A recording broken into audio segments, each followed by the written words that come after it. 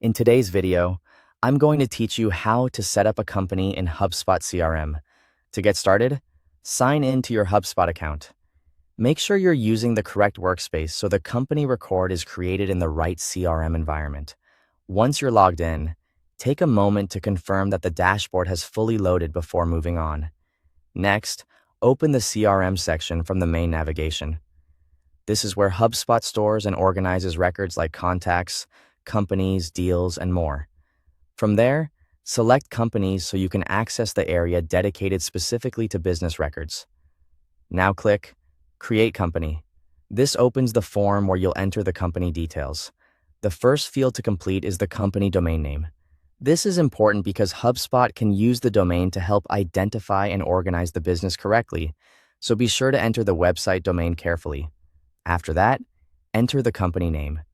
Use the official business name so the record is easy to recognize later. Then select the company owner. This is typically the person on your team responsible for managing the relationship with that business. Continue by selecting the industry and then the company type. These fields help with segmentation, reporting, and filtering, so choosing the most accurate options will make your CRM more useful over time. Next, fill in the location details. Enter the city, the state or region, and the postal code. Accurate location data can be helpful for territory management, regional reporting, and internal organization. Now, enter the number of employees and the annual revenue. These details can give your team valuable context about the size and scale of the business.